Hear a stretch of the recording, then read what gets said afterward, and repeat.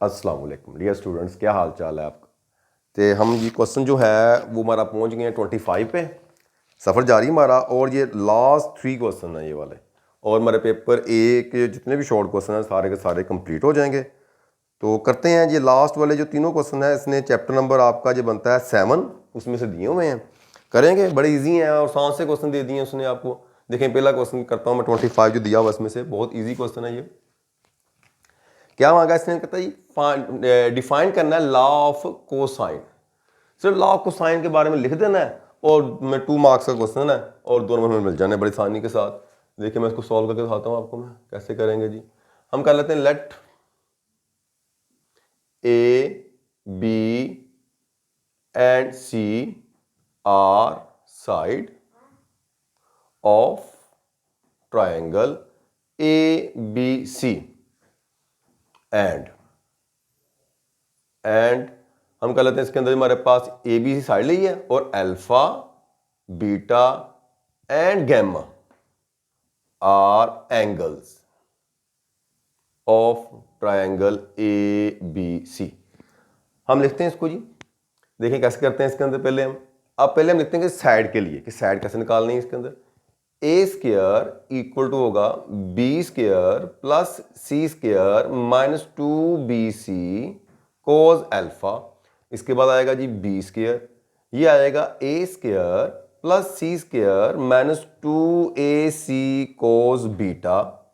फिर इसके बाद आ जाएगा हमारे पास सी स्क्वायर, ये आएगा जी A square plus B square minus 2ab cos gamma. अब इसके अंदर देखें, इसको माइंड में रखने का बड़ा आसान सा एक मेथड आपको बताता हूं मैं।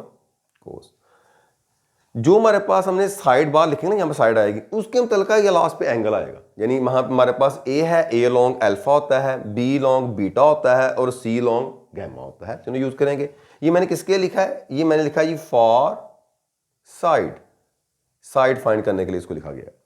अब दूसरा इसके अंदर है हमारे पास एंगल के लिए, वो क्या आएगा जी कोस अल्फा। अगर एंगल निकालना हो क्या आएगा, वो आएगा बी स्क्वायर सी स्क्वायर माइनस ए स्क्वायर ओवर 2bc। इस तरह ही कोस बीटा, वो क्या आएगा जी, वो आएगा हमारे पास A square plus C square minus B square over 2ac। अब निकाल लेंगे इसके अंदर लास्ट वाला कोस गैमा, वो क्या आएगा A square plus B square और माइनस सी स्क्वायर ओवर 2ab। नहीं, ये किसके लिए है, ये है जी फॉर एंगल।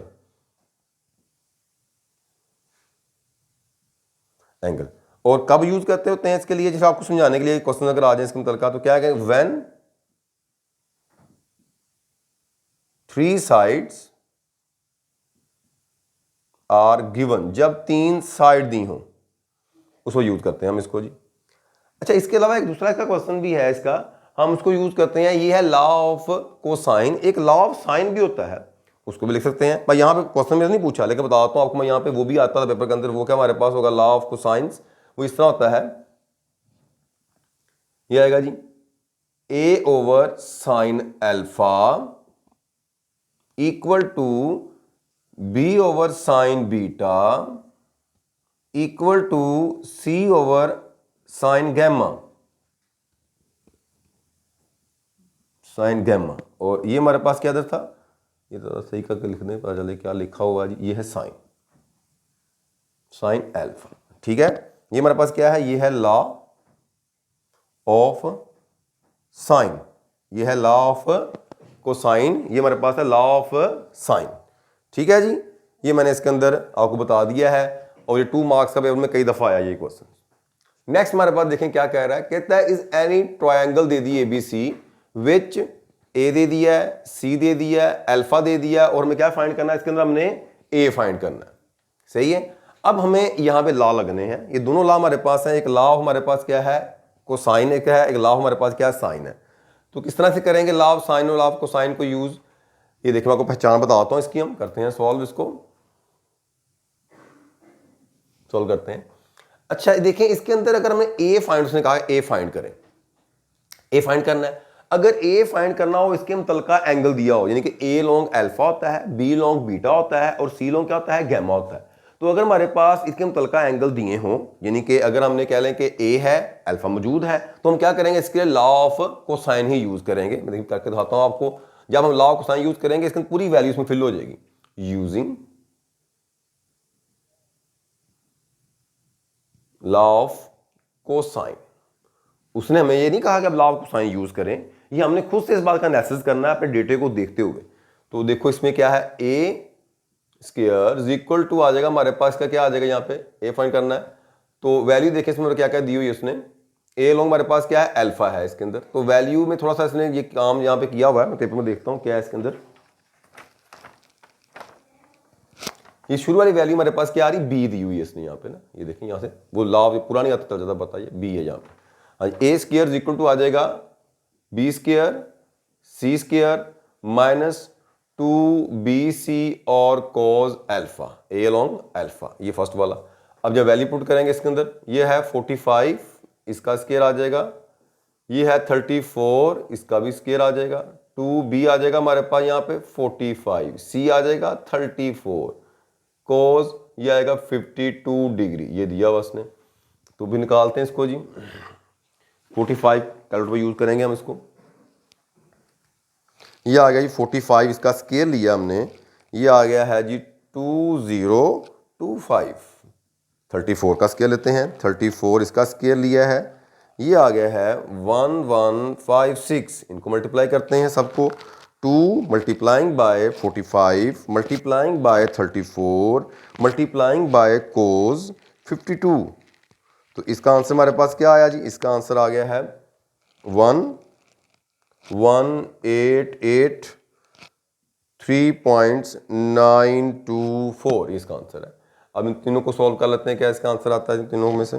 ये आएगा 2025 ये फर्स्ट वाला, प्लस 1156 और माइनस ये वैल्यू जो है इसने दी हुई है इक्वल टू, ये क्या आ जाएगा जी, ए स्क्वायर जो है वो इक्वल टू आ जाएगा 1297.075।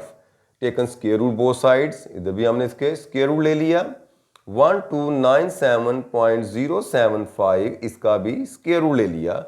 ए इज इक्वल टू क्या आएगा, इसका मैंने स्क्वायर रूट लिया कैलकुलेटर की मदद से, तो ये आ जाएगा जी 36.015, ये इसकी वैल्यू आ गई, ये इसका आंसर है। ठीक है, अब देखें आपने पढ़ा होगा इस बारे में, जब भी हम स्क्वायर रूट लेते हैं साथ क्या लगाते हैं, प्लस माइनस लगाते हैं, लेकिन यहां हम प्लस माइनस यूज नहीं करेंगे। वो क्यों नहीं करेंगे, ए एक ट्रायंगल की साइड है, जो लेंथ होती है वो हमेशा पॉजिटिव होती है, इसलिए उसका प्लस माइनस नहीं लगाते। तो आपने ये मिस्टेक नहीं करनी के साथ प्लस माइनस यहाँ लगाएं। ठीक है, कुछ वैल्यूज हमारे पास पॉजिटिव में होती हैं, उनके साथ नहीं लगाते। जैसे हमारे पास ये लेंथ है, डिस्टेंस है, टाइम्स है, इस कॉल्ड एब्सोल्यूट वैल्यूज, इनके साथ प्लस माइनस नहीं लगाते। यानी ओनली ये प्लस होती है, यानी कि माइनस नहीं लगाते हम। तो अब देखें यहाँ पे क्या कह रहा है नेक्स्ट, इसी चैप्टर नंबर जो है आपका 7, इसका ही क्वेश्चन दिया है, शॉर्ट क्वेश्चन में है ये, और पेपर में कई दफ़ा आ चुका है। इस तरह के बुक्स के अंदर 3 उसने क्वेश्चन दिए हुए हैं जिसके अंदर ये जो दिए स्टेटमेंट वाले। तो क्या कह रहा है, कहता है the shadow of Qutub Minar का शेडो दिया हुआ उसने हमें 18 मीटर लॉन्ग दिया, 81 मीटर लॉन्ग दिया हुआ है। When is the measuring of the angle of elevation, जो एंगल एलिवेशन होता है तुम्हारे पास वो दे दिया इसने हमें 41 degree and 31 minutes. Find the height of the minar की हमें क्या करनी है, हाइट फाइंड करनी है। तो मैं इसकी फिग बनाऊंगा, फिर आपको समझ आएगी मैं क्या कह रहा हूं यहाँ पे।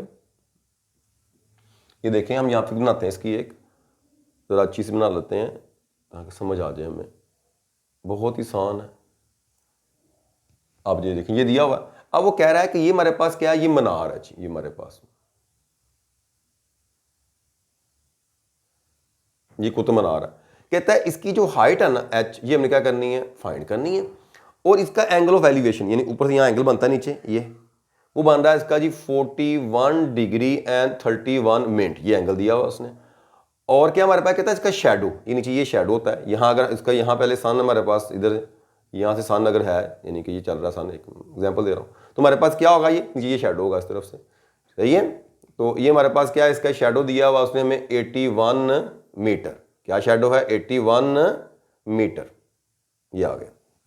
इसके नाम दे लेते हैं ए, इसको मैंने बी, इसको मैंने सी का नाम दे दिया।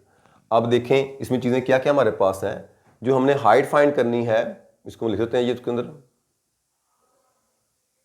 Height of Minar,